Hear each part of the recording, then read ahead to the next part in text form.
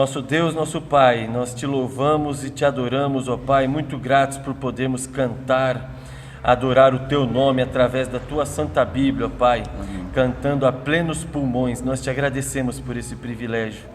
Pedimos nesse momento, ó Pai, que o Senhor venha guiar o pastor Josué na transmissão, ó Pai, na proclamação da tua palavra, na comunicação da tua pessoa, dos teus mandamentos. E por favor, ó Pai, conduza-o à centralidade de Cristo através da tua palavra, ó Pai. Que todos nós estejamos aqui sedentos de Jesus, com fome de Cristo, ó Pai. E que essa mensagem, ó Pai, venha penetrar em nossos corações, alimentando o nosso espírito e transformando, ó Pai, fortificando nossa vida, ó Pai, nessa terra que é um combate da fé. Nós te agradecemos e pedimos em nome do nosso Senhor. Amém. Abram comigo em Êxodo, capítulo 19.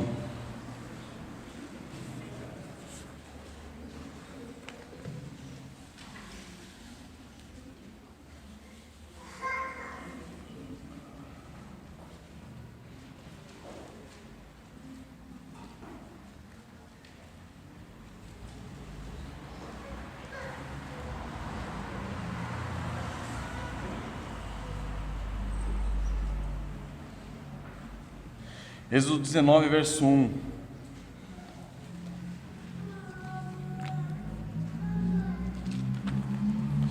No terceiro mês da saída dos filhos de Israel da terra do Egito, no primeiro dia desse mês, vieram ao deserto do Sinai. Tendo partido de Refidim, vieram ao deserto do Sinai, no qual se acamparam. Ali, pois, se acampou Israel em frente do monte. Subiu Moisés a Deus, e do monte o Senhor o chamou e lhe disse: Assim falarás à casa de Jacó e anunciarás aos filhos de Israel: Tendes visto o que fiz aos egípcios, como vos levei sobre asas de águia e vos cheguei a mim. Agora, pois, se diligentemente ouvirdes a minha voz e guardardes a minha aliança, então sereis a minha propriedade peculiar dentre todos os povos, porque toda a terra é minha. Vós me sereis reino de sacerdotes e nação santa. São essas as palavras que falarás aos filhos de Israel.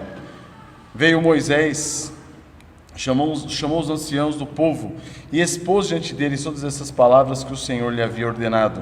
Então o povo respondeu a uma: Tudo o que o Senhor falou faremos. E Moisés relatou ao Senhor as palavras do povo. Disse o Senhor a Moisés: Eis que virei a ti numa nuvem escura, para que o povo ouça quando eu falar contigo, e para que também creiam sempre em ti. Porque Moisés tinha anunciado as palavras do seu povo ao Senhor. Então nós temos aqui, irmãos, nós continuamos estudando o capítulo 19 como uma introdução aos 10 mandamentos do capítulo 20. E nós continuamos vendo o preparo solene de Deus para a aliança que Ele fará com o seu povo a partir da entrega do Decálogo. Então, após o Senhor, primeiro nós vimos o versículo 4, relembrar o povo de quem Ele era e o que Ele tinha feito por eles. Depois de no versículo 5, isso foi no versículo 4, no versículo 5, depois de apresentar ao povo as condições para a sua santa aliança, e no versículo 6 apresentar as promessas, o que Moisés faz? Moisés vai e diz ao povo tudo o que o Senhor tinha falado. E o povo, diante desses 4 versículos, diante desses 3 versículos, o 4, 5, 6, diante desses 3 pontos que Deus expõe a eles, o povo diz: tudo o que o Senhor falou, faremos. Isso evidencia claramente o que? A falta de conhecimento que o povo tinha a respeito de si mesmo e a respeito de Deus.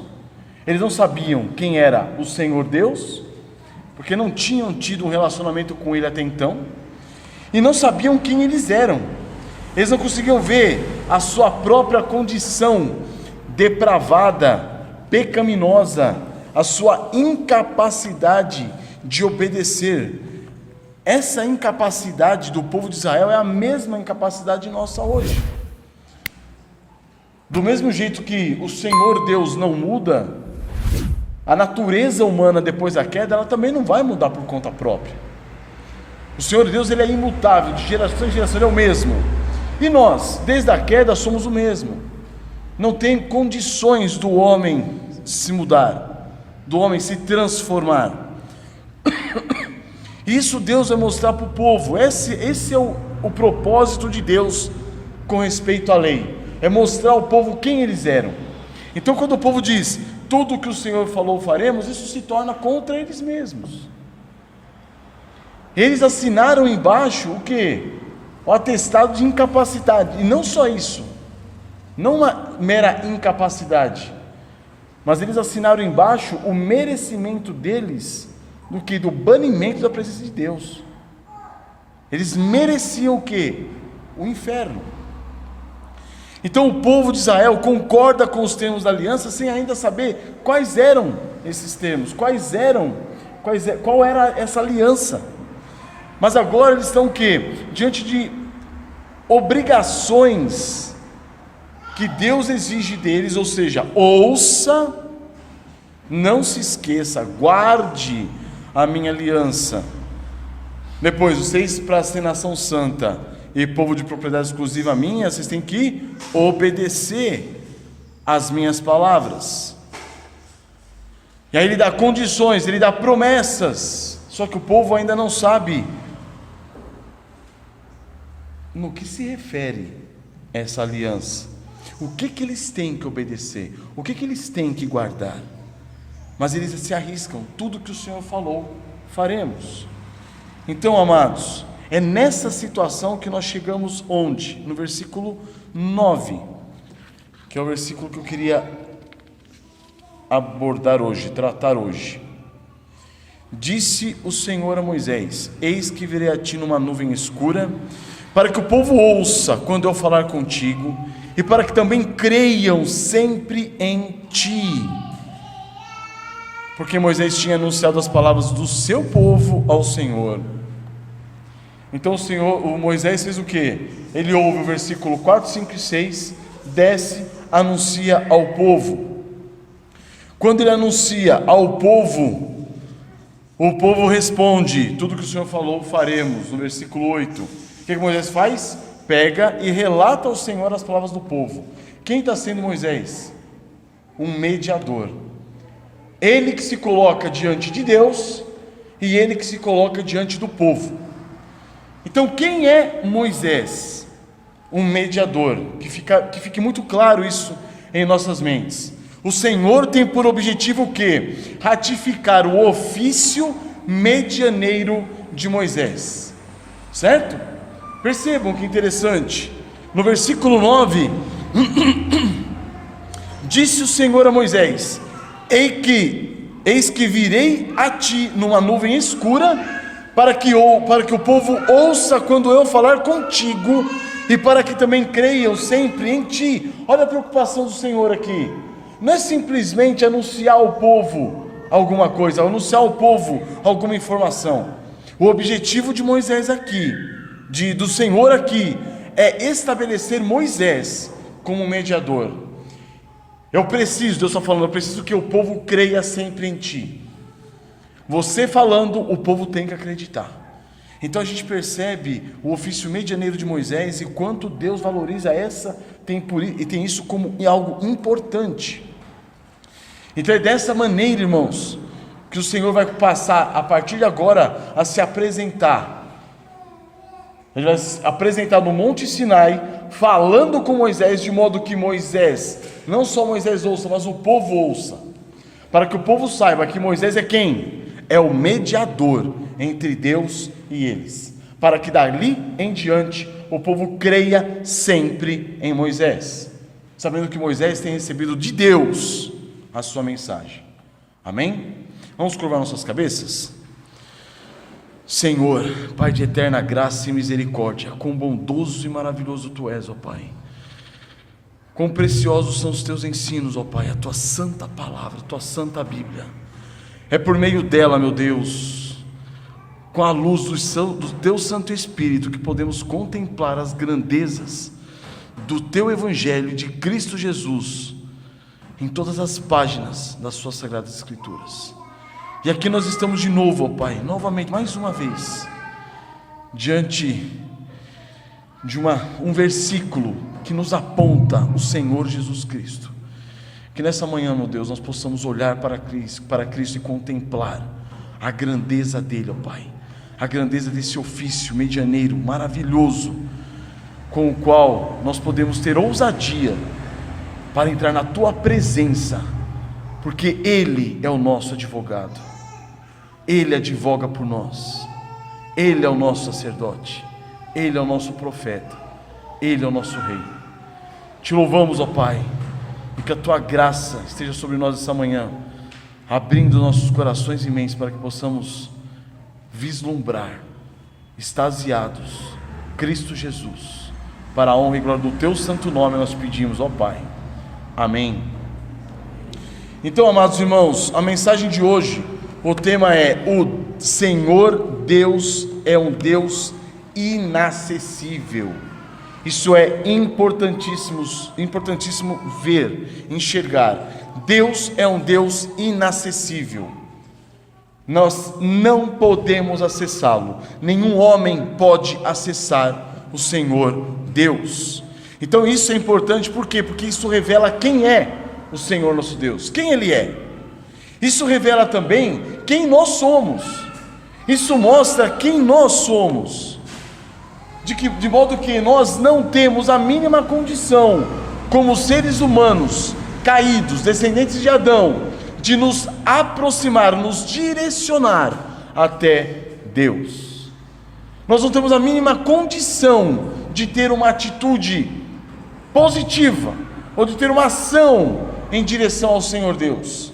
Não há essa possibilidade. E ainda que se houvesse em nós a possibilidade, um desejo, um anseio de dar um passo em direção ao Senhor nosso Deus, nós seríamos por Ele fulminados. Por quê? Porque Ele é santo. Ele é um Deus 3 vezes santo. E quem nós somos? Pecadores, depravados, iníquos, ímpios. Essa é a realidade do ser humano. Então é importante nós vermos isso. É isso que Deus está querendo mostrar para aquele povo lá no deserto. É isso que Ele quer mostrar. Deus não está tratando com aquele povo lá de uma maneira meramente relacional, de modo que Ele agora possa dar suas leis, tendo em vista o povo cumpri-las. Não. O objetivo de Deus é mostrar o quê? Esse povo não pode se aproximar de mim. Quando esse povo diz, tudo o que o Senhor falou faremos, eles estão mostrando o quê? Que eles não conhecem a Deus. Eles não conhecem as leis de Deus, eles não conhecem a si próprios. Eles jamais podem se aproximar de Deus.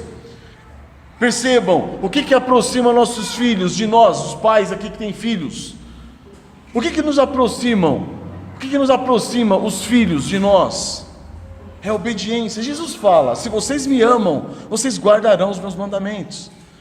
A obediência, a gente pode não ter essa concepção hoje, porque a nossa concepção de obediência, de autoridade, de hierarquia, está totalmente depravada, totalmente contaminada pela visão que esse mundo nos transmite desses conceitos. Mas entendam, biblicamente falando, o que aproxima o homem de Deus? A obediência. A obediência. A única coisa que pode aproximar o homem de Deus é a obediência. Mas o homem pode obedecer? Não. Então só existe o quê? Uma lacuna eterna, infinita entre o homem e Deus. A gente não pode obedecer, você não tem condições de obedecer por si próprio. É por isso que Deus olha para a terra e fala assim, não há um justo nenhum sequer. Todos se extraviaram, e esses todos se extraviaram inclui quem? Eu e você. É por isso que Deus olha para Jesus Cristo, no momento do batismo, e diz, este é meu Filho amado em quem eu tenho todo o meu prazer. Por quê? Porque esse é o Filho amado que realmente lhe obedece o Pai. Amém, irmãos? Então não se fie, não confie na sua obediência. É por isso que agora nós vamos ver o que? Nós precisamos de um mediador. Nós precisamos de um mediador. E esse mediador, ele tem que ter um relacionamento, uma ligação ele tem que ter características semelhantes a nós, ele tem que ser um ser humano, e ele tem que ter características provindas de Deus, ele tem que ser Deus. É por isso que nós vemos agora Moisés como uma figura de Deus, de Jesus, desculpa. Nós vemos Moisés agora como uma figura de Jesus. Mas olha que interessante, vamos pegar cada trecho do versículo 9 do capítulo 19 de Êxodo. Vamos lá, capítulo 19, versículo 9, que nós já lemos. Nós temos aqui: disse o Senhor a Moisés: eis que virei a ti numa nuvem escura, para que o povo ouça quando eu falar contigo, e para que também creiam sempre em ti. Porque Moisés tinha o quê? Anunciado as palavras do seu povo ao Senhor. Então nós temos aqui, primeiro ponto que eu queria apresentar aos irmãos: de que maneira o Senhor se apresentaria ao povo? De que modo? Ele diz: eis que virei a ti numa nuvem escura, versículo 9, acabamos de ler. Nuvem escura, olha que estranho isso. Por que o Senhor se apresentaria desse modo ao povo de Israel? Em 1 João 1,5 nós lemos: Deus é luz e não há nele treva nenhuma. Como pode então o Senhor Deus apresentar-se em meio às trevas, em meio a uma nuvem escura? Para que esse povo, irmãos, soubessem quem era o Senhor Deus de Abraão, de Isaac e Jacó, era necessário que ele se apresentasse numa nuvem escura. Aquele que já havia falado com Abraão do meio de cerradas trevas, lembram-se disso? Abram comigo em Gênesis capítulo 15, verso 12. Deus fala com Abraão do meio de cerradas trevas, no dia em que Abraão se coloca diante de Deus, e Deus com ele firma uma aliança. Gênesis 15, 12.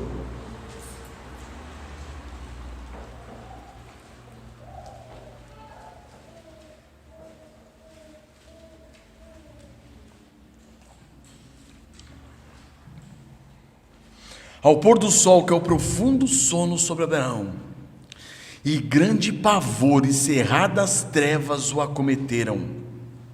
Verso 17: e sucedeu que, posto o sol, houve densas trevas, e eis um fogareiro fumegante, uma tocha de fogo que passou entre aqueles pedaços. Naquele mesmo dia fez o Senhor aliança com Abraão, dizendo: a tua descendência dei esta terra, desde o rio do Egito até o grande rio Eufrates. Então nós temos o que aqui? Deus, antes de se manifestar a Abraão com uma tocha fumegante, uma tocha de fogo, um fogareiro fumegante, e consumir aqueles animais que ele tinha partido ao meio, ele se revela antes disso por meio do que? De densas trevas. Essa foi a maneira que o Senhor se apresentou a Abraão, e agora ele faria o mesmo com esse seu povo, com o povo de Israel. Contudo, essa não foi simplesmente uma forma que o Senhor Deus escolheu para apresentar-se. A própria palavra afirma que ele habita onde? Na escuridão de nuvens espessas. Abram comigo o Salmo 18, 11. Vamos para o Salmo 18, verso 11.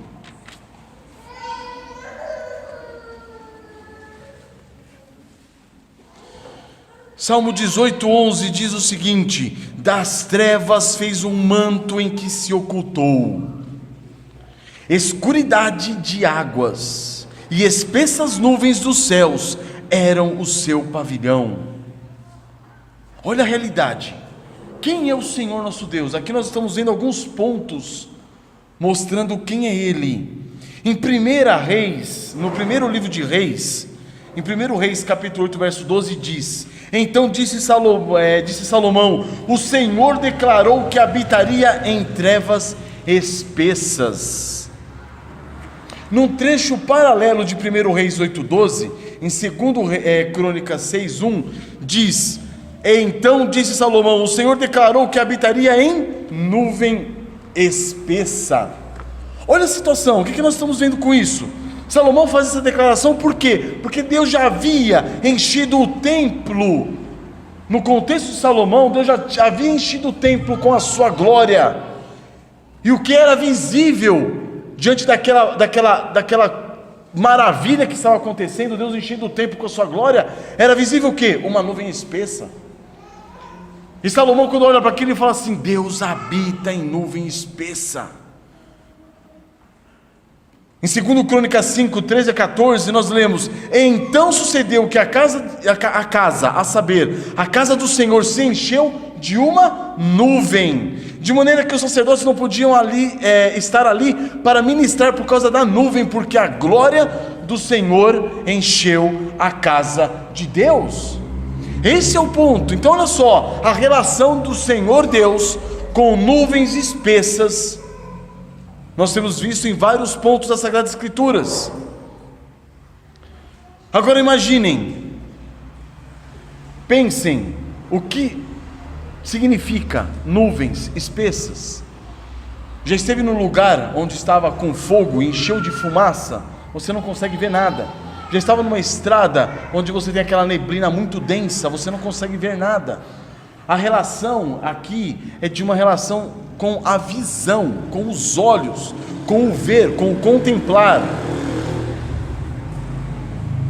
E quando nós estamos, abram comigo também em Levítico 16, 2.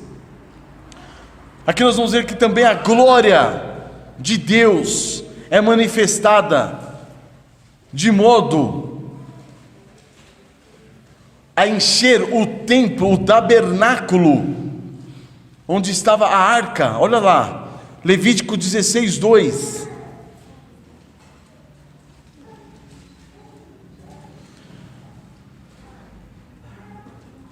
Então disse o Senhor a Moisés: dize a Arão, teu irmão, que não entre no santuário em todo o tempo para dentro do véu, diante do propiciatório que está sobre a arca, para que não morra, porque aparecerei na nuvem sobre o propiciatório, sobre a tampa da arca da aliança.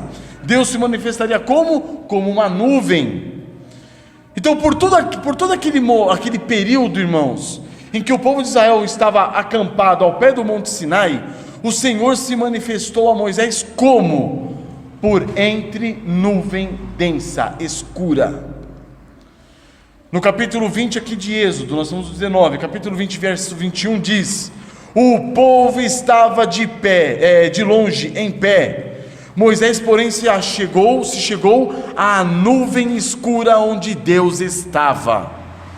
E um pouquinho mais à frente, no capítulo 24, verso 15 diz: tendo Moisés subido, uma nuvem cobriu o monte, e a glória do Senhor pousou sobre o monte Sinai. E a nuvem o cobriu por 6 dias. Ao 7º dia, do meio da nuvem, chamou o Senhor a Moisés.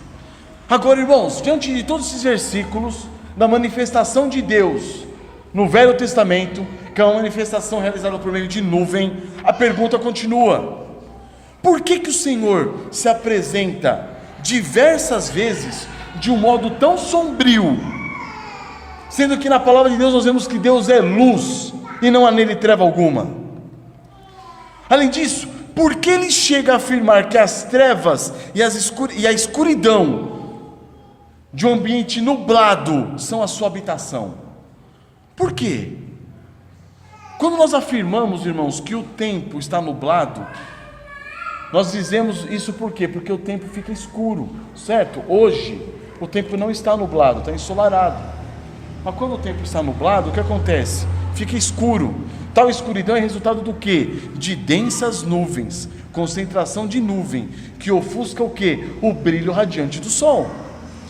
Então, ao afirmarmos, hoje o tempo está nublado, hoje não tem sol, isso não significa que não tem sol. O sol está lá. O que nós temos são o quê? Nuvens, cobrindo o quê? Os raios solares. Nós não dizemos que aqui naquele dia o sol não nasceu, aquele dia o sol não vai se pôr. Não, o sol nasceu, o sol vai se pôr. Mas o que impede de recebermos os raios dele são o quê? Nuvens densas. Por isso nós dizemos dessa maneira, porque nós não estamos vendo o sol. Nós não estamos tendo acesso à claridade do sol, porque as nuvens estão bloqueando. Então os raios de luz foram impedidos de chegar até nós. Por quê? Por causa das densas nuvens que estão carregadas entre nós e o sol. É esse o exemplo que nós temos aqui diante da manifestação da glória de Deus para o seu povo Israel. Nós percebemos o quê? Que a glória e o esplendor do nosso Senhor Deus, o Deus Santo de Abraão, Isaque e Jacó, ela não se revela a esse povo diretamente. Por quê? Porque ele se oculta, ele oculta a sua glória por detrás de nuvens espessas. Aos homens não é permitido contemplar o esplendor da glória de Deus.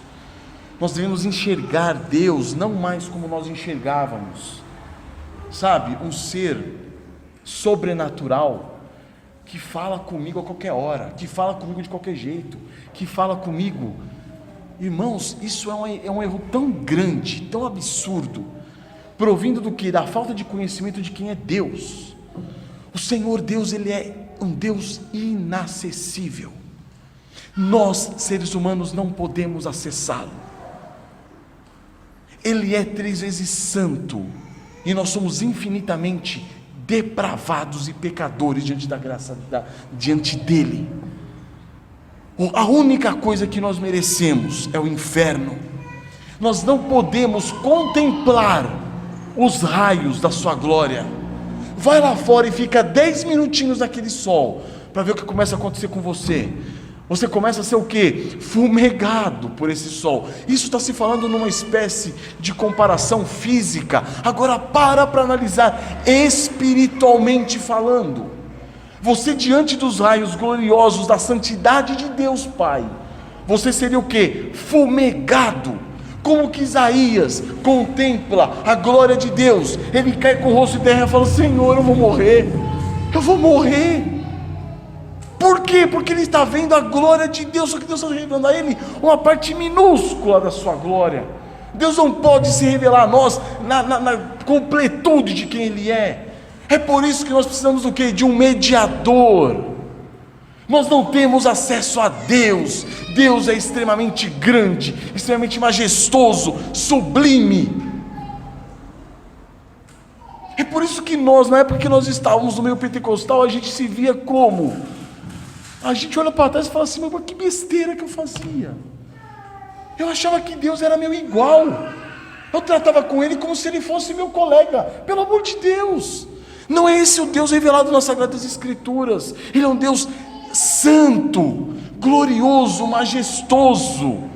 Parem para ver os exemplos que nós temos nas Sagradas Escrituras mesmo, de um governo um governo monárquico, onde as pessoas não chegavam diante do rei a qualquer hora, de qualquer jeito, de qualquer forma. Tinha toda o quê? Uma burocracia para se chegar até o rei e falar alguma coisa com ele. A própria rainha Esther não podia chegar diante da sua de qualquer jeito. Agora, com respeito ao Senhor Deus, nós chegamos a Ele de qualquer jeito? Por favor, a nossa visão de quem é Deus tem que ser mudada, tem que ser alterada. Em Isaías 45:15 diz: verdadeiramente Tu és Deus misterioso, ó Deus de Israel, ó Salvador. Isaías está falando no capítulo 45, verso 15. Então o Senhor nosso Deus, Ele só podia se manifestar por meio do quê? De densas nuvens, densas trevas.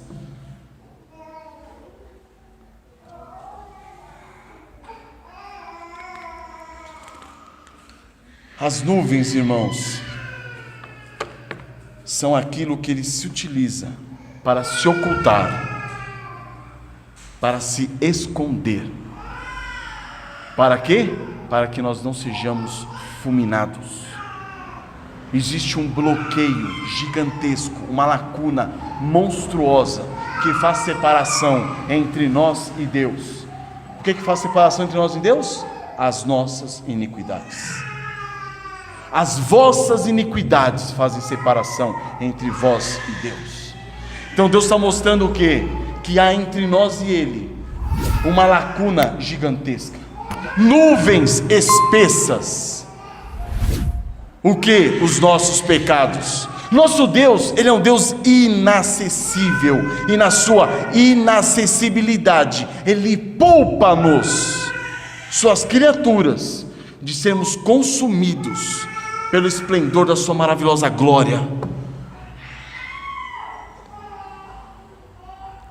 E Ele nos poupa de sermos ludibriados pelo engano da ilusão dos nossos olhos.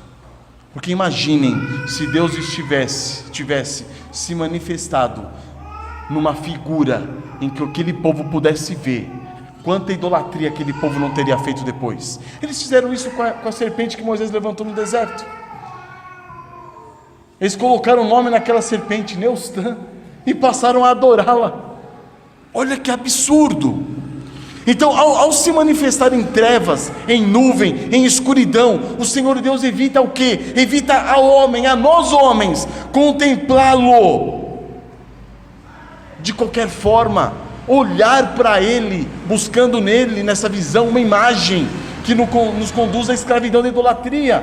Então Ele nos poupa de duas maneiras. Primeiro, que nos apeguemos à nossa visão física, material, e nos tornemos hipócritas. Segundo, Ele nos poupa de sermos fulminados na presença dEle.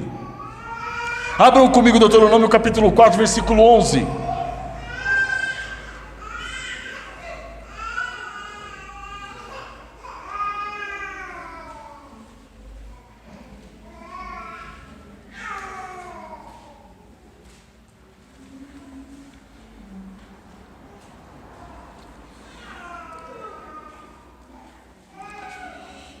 Deuteronômio capítulo 4, versículo 11. Então chegastes e vos pusestes ao pé do monte. O monte ardia em fogo até ao meio dos céus, e havia trevas e nuvens e escuridão. Então o Senhor vos falou do meio do fogo, a voz das palavras ouvistes, porém, além da voz, não vistes aparência nenhuma. Estão percebendo?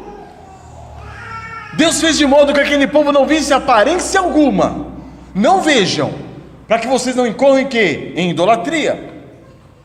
E ele continua no versículo 15: guardai, pois, cuidadosamente a vossa alma, pois aparência nenhuma vistes no dia em que o Senhor vosso Deus vos falou em Horebe do meio do fogo. Então, amados, o nosso Deus não é qualquer deusinho. O nosso Deus não é qualquer ídolozinho que possa ser fabricado pela nossa imaginação.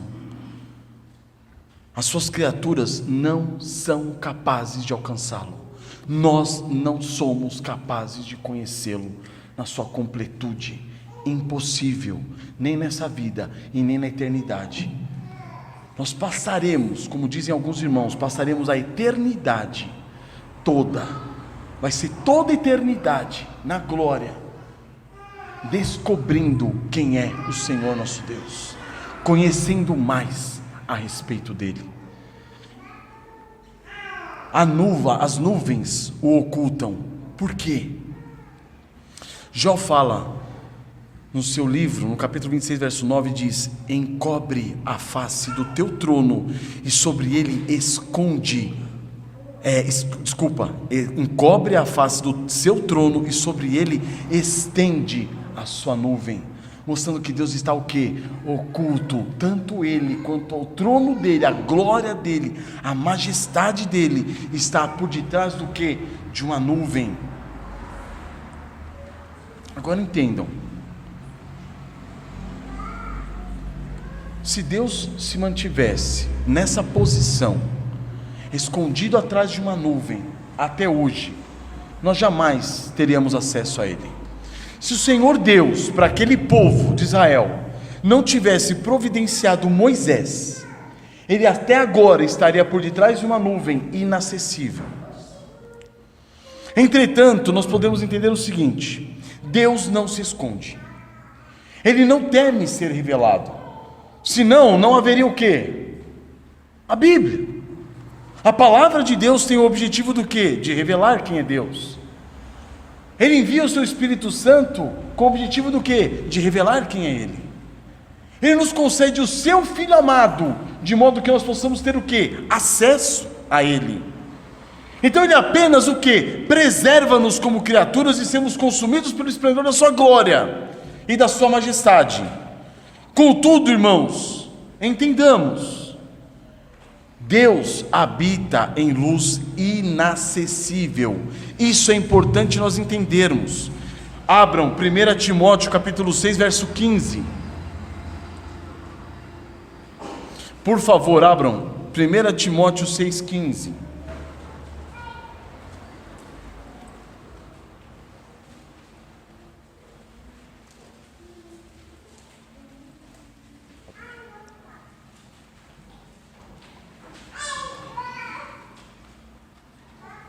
Primeira carta de Timóteo, capítulo 6, verso 15. A qual, em suas épocas determinadas, há de ser revelada pelo bendito e único soberano, o Rei dos reis, o Senhor dos senhores, o único que possui imortalidade, que habita em luz inacessível, a quem homem algum jamais viu, nem é capaz de ver. A Ele honra e poder eterno. Amém. Irmãos, às vezes a gente se pega discutindo, debatendo e falando, não, ninguém jamais viu a Deus. Não, Moisés viu Deus pelas costas. Não, mas ninguém jamais viu a Deus. Mas por quê? Porque fala lá, Paulo está falando que ninguém jamais viu a Deus. Irmãos, não está se falando só de visão física aqui, ó, olhos. Está se falando de conhecimento, de relacionamento. É impossível ao homem relacionar-se com Deus. É impossível ao homem contemplar a Deus. É impossível ao homem se chegar a Deus. O relacionamento que Deus teve com Moisés foi porque Ele tomou a iniciativa e foi até Moisés, levantou Moisés, e Ele se revelou a Moisés, para que Moisés fosse o quê? Figura de Cristo para nós hoje.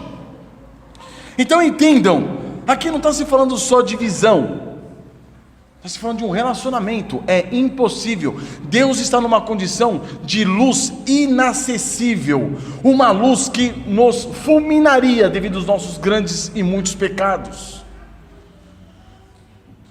Então a semelhança, irmãos, de um tempo nublado, quando nós não temos acesso aos raios de luminosidade do calor do sol, contudo ele permanece lá, refletindo o esplendor dos seus raios ininterruptamente.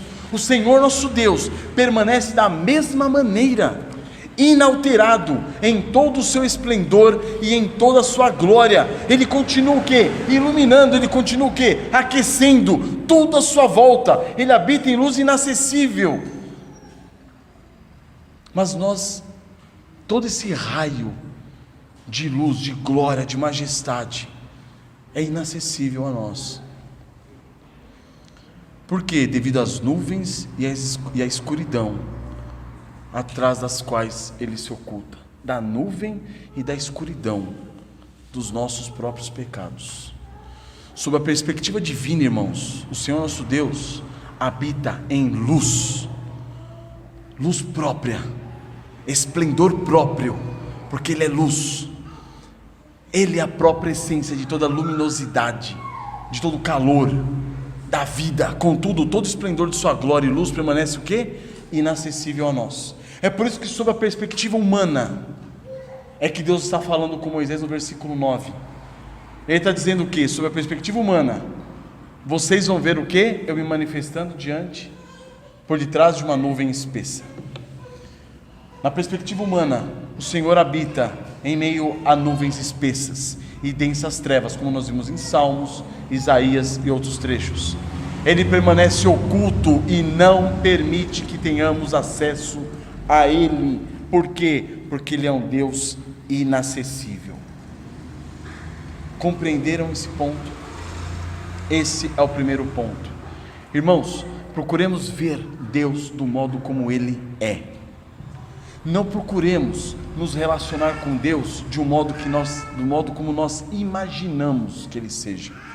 É por causa da nossa imaginação fértil que muitas vezes a gente falou já lá atrás: ah, porque Deus falou comigo, eu tive uma visão em que eu vi Deus. Você não sabe o que você está falando, você não faz ideia do que você está falando. Se você tivesse visto Deus, você não estaria com essa cara agora me falando que a visão que você teve. Você teria caído como morto. Está vendo? É muita ignorância da nossa parte. É muita ignorância de nós não conhecermos quem é Deus. Ele é inacessível, e entre nós e ele há uma lacuna gigantesca que nos afasta dele, chamado transgressão, pecado, depravação. Mas agora eu queria entrar no segundo ponto. Por que o Senhor se apresenta dessa maneira ao seu povo? Para que o povo ouça quando eu falar contigo, versículo 9. Vamos lá voltar para Êxodo 19, verso 9. Deus fala a Moisés: para que o povo ouça quando eu falar contigo, e para que também creiam sempre em ti. Esse é o ponto, essa é a resposta. Por que Deus está se revelando a Moisés e ao povo por detrás de uma nuvem espessa? Para que o povo ouça quando eu falar contigo. Deus está falando: Moisés, eu quero que o povo ouça eu falar contigo, para que também creiam sempre em ti. Esse é o objetivo. Então, primeiramente, o povo deveria o quê? Ouvir a voz do Senhor, nosso Deus, falando com Moisés. Então Deus se apresentaria por detrás de uma nuvem espessa, mas a sua voz seria audível a todos. Em Deuteronômio 5:22 diz: estas palavras falou o Senhor a toda a vossa congregação do monte, do meio do fogo, da nuvem e da escuridade, com grande voz, e nada acrescentou. Tendo-as escrito em 2 tábuas de pedra, deu-as a mim. Moisés disse em Deuteronômio 5:22.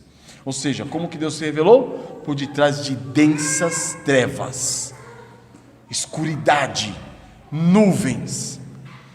E decorrente disso, eles reconheceriam o quê? O duplo ofício de Moisés. Primeiro, um ofício como profeta. Como assim? Qual é o ofício do profeta?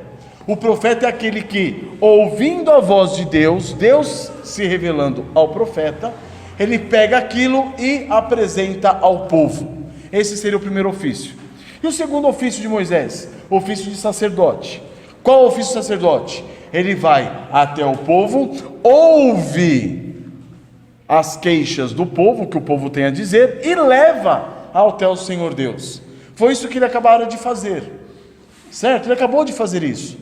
Ele tinha ouvido do Senhor o versículo 4, 5 e 6, ele apresentou o povo disse: tudo o que o Senhor falou faremos. Ele pega e apresenta isso ao Senhor no finalzinho do versículo 8, perfeito? Contudo, sendo nosso Deus um Deus majestoso, um Senhor inacessível, um Deus soberano inatingível, como o seu povo poderia se associar a Ele? Como o seu povo poderia ter um relacionamento com Ele? Como o nosso excelso Deus poderia se relacionar com essas criaturas tão mesquinhas, tão nojentas, a ponto de fazer com elas uma aliança? Como? Só haveria uma maneira, providenciando quem? Um mediador. É aí que aparece Moisés. Moisés foi escolhido por Deus não apenas para ser o quê? Profeta e sacerdote, mas também um mediador entre Deus e o povo. Ele não tem somente ofícios, ele tem um relacionamento com Deus e um relacionamento com o povo. Essa é a questão. Um profeta e um sacerdote são apenas veículos de comunicação entre Deus e um homem, mas um mediador não. Percebam, um mediador não. Um mediador é aquele que se identifica. Ele tem um relacionamento de identificação de um lado e um relacionamento de identificação do outro. Esse é o mediador. É aquele que pode, como Jó disse, e o pastor Gessé abriu o culto hoje, é aquele que pode ser árbitro entre nós. Nós quem?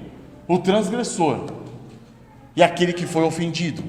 O árbitro é aquele que pode, o mediador é aquele que pode colocar a mão em ambos os ombros e falar: vamos resolver esse caso, eu resolvo. Esse é o mediador.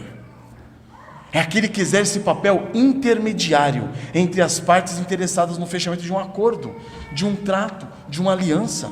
Então, como mediador, Moisés revelava o Senhor Deus oculto por entre as nuvens, por detrás das nuvens, e as suas condições para essa ratificação da sua aliança. Então ele trazia isso para o povo.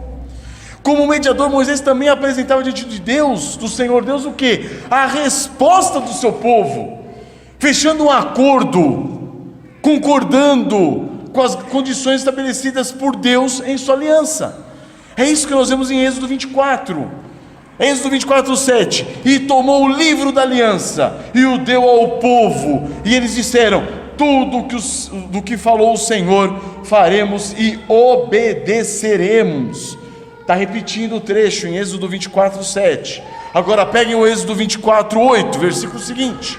Então tomou Moisés aquele sangue e o aspergiu sobre o povo e disse: eis aqui o sangue da aliança que o Senhor fez convosco a respeito de todas estas palavras.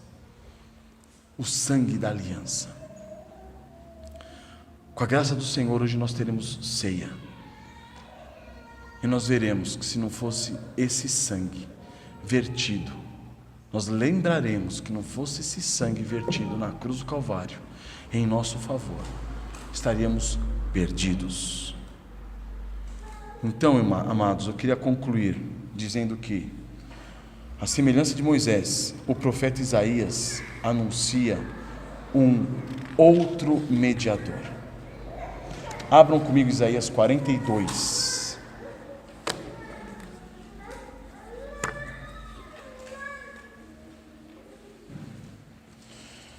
Isaías capítulo 42, verso 1.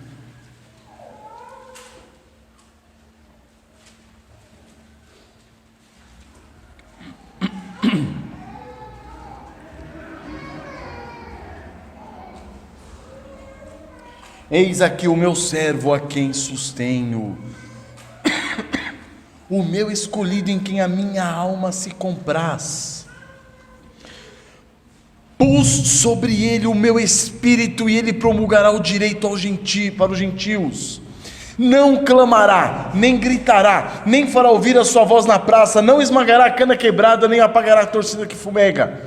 Em verdade promulgará o direito, não desanimará, nem se quebrará até que ponha na terra o direito, e as terras do mar aguardarão a sua doutrina. Assim diz Deus, o Senhor, que criou os céus e os estendeu, formou a terra e a tudo quanto produz, que dá fôlego de vida ao povo que nela está e o espírito aos que andam nela. Eu, o Senhor, te chamei em justiça, tomar-te-ei pela mão e te guardarei, e te farei mediador da aliança com o povo e luz para os gentios. Olha que fantástico é isso. Está falando de quem? De Cristo Jesus. Deus o faria o que? Mediador da aliança com esse povo. Que povo? Nós, os gentios. Ele seria o que? A luz para os gentios. Que luz? A luz que até então tinha sido bloqueada pela negridão da escuridade dos nossos pecados. Ele reflete a luz da glória de Deus, Cristo Jesus. 7. Para abrires os olhos aos cegos. Quem são os cegos? Aqueles que não conseguem contemplar a glória de Deus, por Ele ser um Deus inacessível, porque os seus pecados fazem separação entre você e Deus. Esses que eram cegos passaram a ver, para tirares da prisão o cativo e do cárcere os que jazem em trevas. Estão percebendo por que o mediador, ele é alguém que vai fazer o quê? Vai trazer a luz para quem estava em trevas. Essa é a função de Cristo. Essa é a função do nosso Senhor e Salvador Jesus Cristo. Ele é o mediador da nova aliança. Abram rapidamente comigo Hebreus capítulo 12, verso 18. E vamos começar agora a contemplar um pouquinho de Cristo Jesus como nosso mediador. Olha que fantástico que é isso, irmãos. Hebreus 12, 18 vai dizer o seguinte: ora, não tendes chegado ao fogo palpável e ardente, e a escuridão, e as trevas, e a tempestade. O autor de Hebreus está falando assim: vocês não estão se repetindo aquilo que aconteceu com o povo no deserto. Vocês não estão chegando agora num fogo palpável, algo visível, algo ardente. A escuridão, trevas visíveis, a tempestade que se sente, ao clangor da trombeta que se ouve, ao som das palavras tais, que quantos a ouviram, suplicaram que não se lhes falasse mais, pois já não suportavam o que lhes era ordenado, até um animal se tocar o monte será apedrejado. Então o autor de Hebreus está fazendo referência a quê? A esse texto que nós estamos lendo, estudando de Êxodo 19, é disso que ele está falando. Não está se repetindo esse evento ocorrido naquela ocasião. E ele continua: na verdade, de tal modo era horrível o espetáculo que Moisés disse, o mediador disse: sinto-me aterrado e trêmulo, porque ele era a sombra do verdadeiro mediador. Moisés, diante da glória de Deus, ele se sentiu o quê? Aterrado e trêmulo. Mas, versículo 22, mas tendes chegado ao monte Sião, e a cidade do Deus vivo, a Jerusalém celestial, e a incontáveis hostes de anjos, e a universal assembleia, e a igreja dos primogênitos arrolados nos céus, e a Deus, o juiz de todos, e aos espíritos dos justos aperfeiçoados, e a Jesus, o mediador da nova aliança, e ao sangue da aspersão que fala coisas superiores ao que fala o próprio Abel. Onde nós estamos chegando? Diante de Cristo Jesus, Ele que é o mediador da nova aliança, Ele que veio nos levar ao Pai. Um pouquinho mais adiante, no capítulo 13 de Hebreus, versículo 20 diz: ora, o Deus da paz, que tornou a trazer dentre os mortos a Jesus, nosso Senhor, o grande pastor das ovelhas, pelo sangue da eterna aliança, vos aperfeiçoou em todo o bem, para cumprirdes a sua vontade, operando em vós o que é agradável diante dele, por Jesus Cristo, a quem seja glória para todos sempre. Amém. Então é por meio do seu sangue, o sangue da eterna aliança, que ele nos aproxima de quem? De Deus. Em 1 João 2,8 diz: todavia vos escrevo um novo mandamento, aquilo que é verdadeiro nele, em Cristo e em vós. O que? Porque as trevas se vão dissipando e a verdadeira luz já brilha. As trevas vão sendo dissipadas em Cristo Jesus, e a verdadeira luz está brilhando. Ele é o esplendor da glória de Deus. É por isso, irmãos, que no ministério de Jesus, nós vemos tantas vezes ele afirmando, em João 8,26 ele diz: muitas coisas tenho para dizer a vosso respeito e vos julgar, porém aquele que me enviou é verdadeiro, de modo que as coisas que dele tem ouvido, essas digo ao mundo. Então Jesus está se mostrando o quê? Numa condição de quê? De profeta. Eu só vou falar para vocês aquilo que eu recebo do Pai. Eu sou um canal como profeta. Então ele continua, em João 12,49, ele diz: porque eu não tenho falado por mim mesmo, mas o Pai que me enviou, esse me tem prescrito o que dizer e o que anunciar. E sei que o seu mandamento é vida eterna. As coisas, pois, que eu falo, como o Pai me tem dito, assim eu falo. Então Jesus mostra-se que numa submissão, numa sujeição ao Pai, como um mediador, trazendo a nós o que Deus tem por falar. Em João 14,10 diz: não crês que eu estou no Pai e o Pai está em mim? As palavras que eu vos digo, não as digo por mim mesmo, mas o Pai que permanece em mim faz a obra. É Ele que faz as suas obras. João 14,10. E um pouquinho mais, em João 14,24 diz: Quem não me ama não guarda as minhas palavras, e a palavra que que estáis ouvindo não é minha, mas do Pai que me enviou. Então ele é o nosso mediador, é por meio dele que nós conhecemos a Deus, é por meio dele que nós temos acesso ao Pai, é por meio dele que nós conhecemos o Pai. Aqui em João 14,6 diz: respondeu-lhe Jesus: eu sou o caminho, a verdade e a vida, ninguém vem ao Pai senão por mim. Aqui ele já não está se colocando numa situação de profeta, ele está se colocando numa condição de mediador. Você não pode vir até o Pai se não for por mim, Jesus está falando. Se vós me tivesses conhecido, conhecerias também a meu Pai, porque eu estou aqui em nome dele. Desde agora o conheceis e o tendes visto. Um pouquinho mais à frente, no versículo 9 diz: disse-lhe Jesus: Filipe, há tanto tempo estou convosco que não me tens conhecido. Quem vê a mim, vê o Pai. Como dizes tu, mostra-nos o Pai. Essa é a relação, irmãos. Então é por meio de nosso Senhor Jesus Cristo que nós temos o quê? Acesso com confiança a Deus pela fé. O Deus que outrora era inacessível, ele tornou-se inacessível, tornou-se acessível por meio do seu Filho. Essa a grandiosidade do Evangelho. Por isso que é importante nós olharmos para a lei e vermos, contemplarmos a lei. Por que isso é importante? Para que vejamos que a lei, quando diz não matarás, ela não está falando para você não tirar simplesmente a vida de alguém. Ela está falando para você o quê? Coisas do profundo do seu coração, mostrando para você que você é um assassino. Você é um assassino. Quando fala do adultério, que não é simplesmente o homem sair com a mulher ou a mulher sair com o homem, mas é um olhar com intenção impura no coração, já tornou-se adultério. Isso vai fazer com que você perceba que você é um adúltero, você é uma adúltera. Ninguém foge, ninguém escapa do juízo da lei. Todos pecaram e carecem da glória de Deus. Não trate a lei de modo leviano. Você é pecador, você merece o inferno. Essa é a sua condição, essa é a minha condição.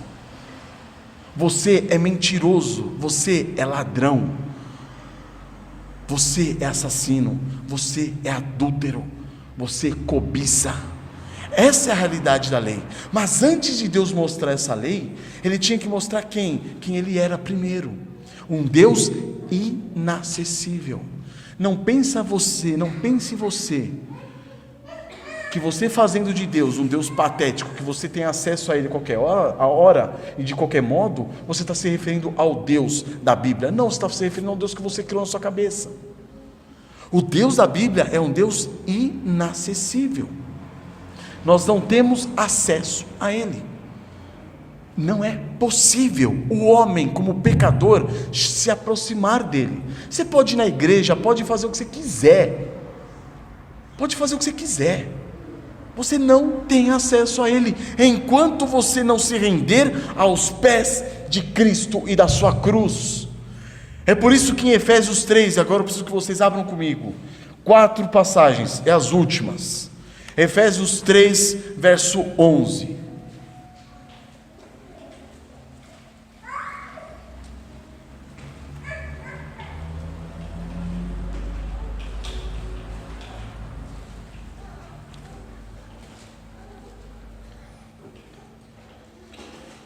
Aqui teria que pegar o capítulo quase que todo, nós vamos parar aqui no versículo 11 mesmo, pegar a partir do 11.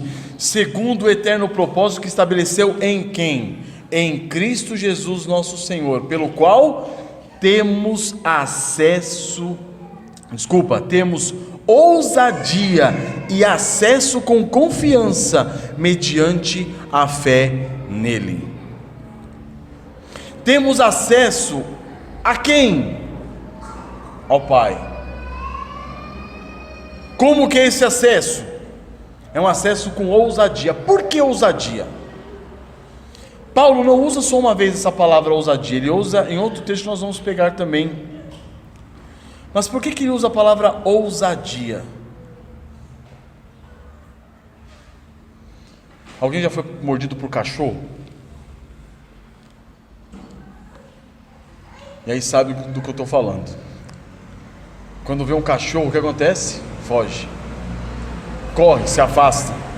E se você fala assim, não faz nada, não morde, tem a ousadia de passar por ele?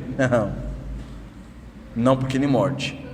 Quando se fala temos ousadia, está se falando de alguém que conhece a Deus e que sabe que se ele tentar aproximar-se de Deus por conta própria, ele será consumido. Mas agora tem a ousadia de ir até Ele. Por quê? Porque o acesso a Ele foi aberto. O véu do templo que separava o Santo dos Santos foi aberto. Para que todo aquele que crê no Senhor Jesus Cristo tenha essa ousadia. Não é uma ousadia arrogante, uma ousadia que está sustentada por sua própria atitude, por sua própria iniciativa. Não, é uma ousadia que está fundamentada no que Cristo fez por ele, por nós, por mim.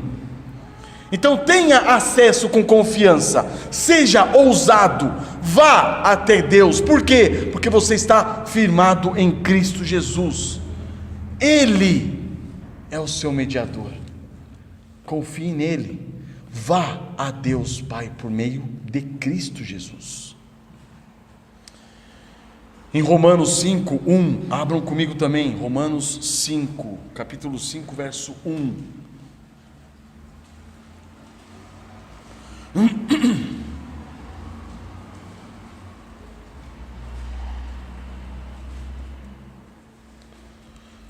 Justificados, pois, mediante a fé, temos paz com Deus por meio de nosso Senhor Jesus Cristo. Irmãos, se você estiver firmado no mediador, você tem paz com Deus. Se você estiver firmado nas suas obras, você é um desgraçadamente religioso, cuja paz não está no seu coração. Você está vivendo em trevas. Se você acha que a sua obediência pode te levar até Deus, que as suas boas obras podem te levar até Deus, você não está olhando para densas trevas da sua escuridade, você permanece na cegueira, você é cego, você não consegue enxergar nada de quem Deus é, você não consegue ver nada de quem Deus é. Você acha que pode chegar até Ele por conta própria? Por isso que esse versículo mostra a segurança da salvação do crente que está em Cristo Jesus. É mediante a fé que nós temos paz com Deus, por meio de quem? Do nosso Senhor Jesus Cristo. Por intermédio, ou seja, é através de Cristo, através dele, por intermédio de quem obtivemos igualmente acesso pela fé a esta graça na qual estamos firmes. Que graça? A graça de Deus revelada a nós através de Cristo Jesus nosso Senhor. Como que você está firme na graça? Não quando você está na igreja. Quando que eu estou firme na graça? Não é pelas suas obras. Você está firme na graça quando você está firmado em Cristo Jesus, reconhecendo que é Ele o mediador entre você e o Pai. E continua, e termina o versículo 2: e gloriamo-nos na esperança da glória de Deus. Vamos também para Hebreus capítulo 4.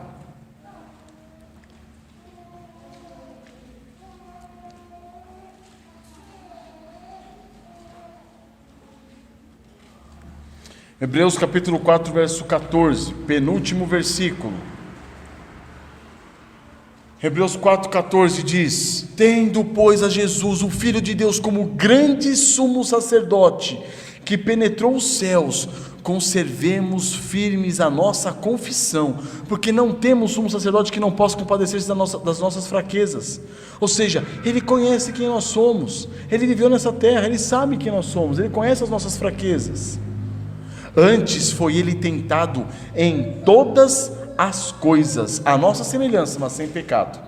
E aí ele conclui: acheguemo-nos, portanto, confiadamente, ou seja, acheguemo-nos, portanto, com ousadia, com confiança. Em quem? Em mim mesmo? Não, em Cristo Jesus. Acheguemo-nos, portanto, confiadamente junto ao trono da graça, a fim de recebermos misericórdia e acharmos graça para socorro em ocasião oportuna. Achegue-se, vá até Deus, vá até o trono da graça do Senhor nosso Deus, baseado o quê? Na sua confiança. Que confiança? Em você mesmo? Não, na confiança que você tem em Cristo Jesus. Apegue-se ao Senhor Jesus Cristo e vá. E concluiremos com Hebreus capítulo 10, versículo 22, versículo 19, Hebreus 10, 19, ele já começa falando: tendo, pois, irmãos, intrepidez para entrar no Santo dos Santos, seja corajoso, vá confiante, entre no Santo dos Santos, pelo sangue de Jesus. Não é por você mesmo, é por Cristo Jesus. Confie nele, no sangue dele vertido na cruz.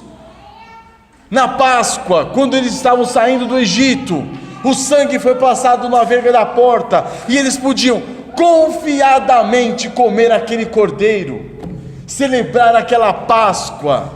Por quê? Porque o sangue foi passado na verga da porta. Essa é a nossa situação. Tendo intrepidez, vá corajosamente, confiantemente, entre no Santo dos Santos, fundamentado em Cristo, no sangue de Cristo. 20, pelo novo e vivo caminho que Ele nos consagrou, pelo véu, isto é, pela sua carne. Olha o que está falando aqui: o véu do templo, quando foi rasgado, foi aberto um caminho de acesso a Deus. Agora, o caminho de acesso a Deus aberto para nós, foi o véu, a carne dele rasgada por nós. Quando ele morre na cruz, a carne dele é rasgada por nós. É por isso que nós partimos o pão na hora da ceia. A carne dele foi rasgada e aberto o caminho de acesso ao Pai. Entre por esse caminho, está sendo dito. Entre pelo véu, pela sua carne, e tendo o grande sacerdote sobre a casa de Deus, aproximemo-nos com sincero coração, em plena certeza de fé, tendo o coração purificado, uma consciência, e lavado o corpo com água pura. Ou seja, aproxime-se, vá, tenha acesso, passe pelo véu, use o caminho que Cristo abriu para você. Esse é o ponto. Não é as suas obras que vão te levar a Deus, não é sua obediência que vai te levar a Deus, não é os seus sacrifícios que vai te levar a Deus, não é você ir ou deixar de ir à igreja que vai te levar a Deus, não é placa de igreja que vai te levar a Deus, nada disso vai te levar a Deus, senão Cristo Jesus e o caminho aberto pela carne rasgada, o véu do templo. Temos acesso ao Santo dos Santos, podemos olhar para Deus e chamá-lo de Pai. Quantos anos eu passei na igreja vendo Deus como um juiz?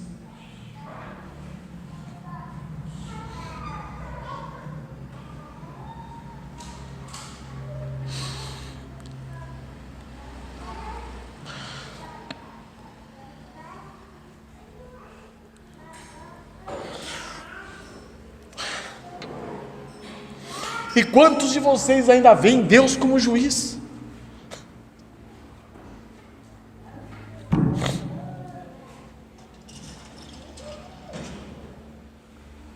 Ele é Pai. E o caminho foi aberto. Entre. O caminho está aberto. Entre.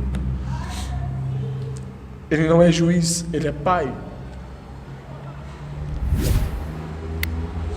E pelo Santo Espírito podemos clamar: Abba, Pai. Amém, irmãos? Aproximemo-nos com sincero coração, com plena certeza de fé. Vá a Cristo Jesus. O caminho está aberto. Não há mais densas trevas. Ele pagou os seus pecados. As trevas estão se dissipando e a luz já brilha. Não ouçam aquela frase que diz: não vá para a luz. Não, vá para a luz. Vá para Cristo. Amém? Vamos orar? Senhor meu Deus,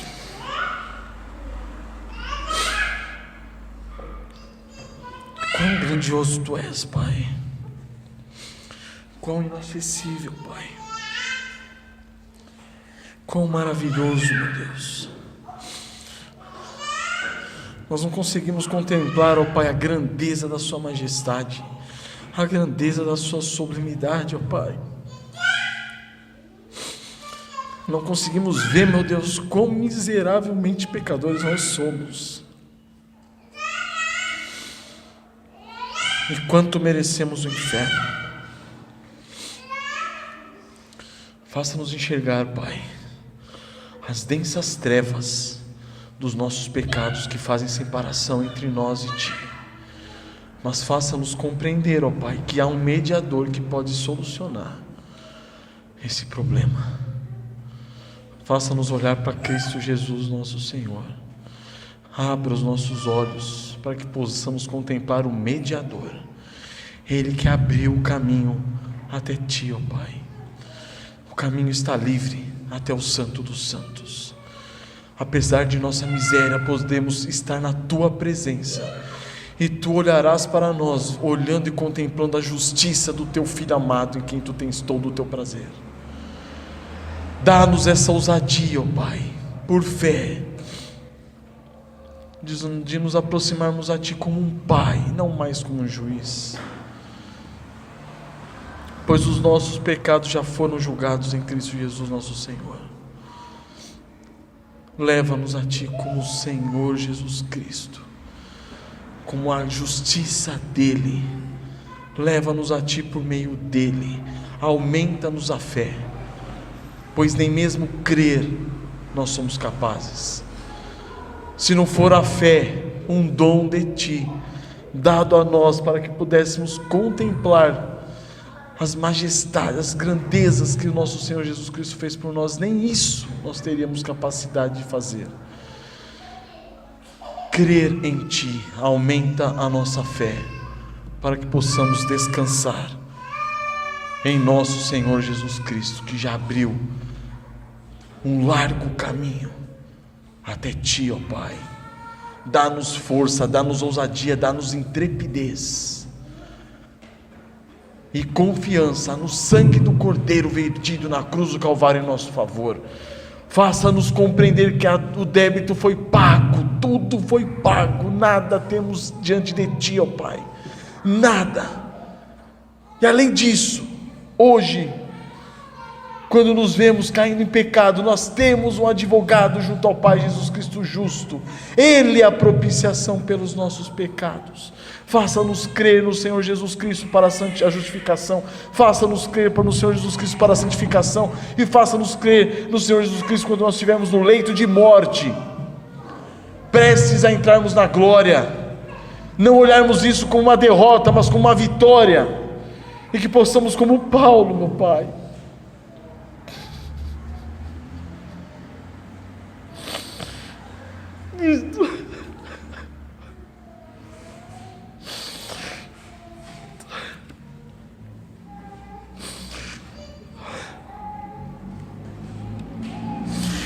como Paulo, possamos dizer que completamos a carreira e guardamos a fé.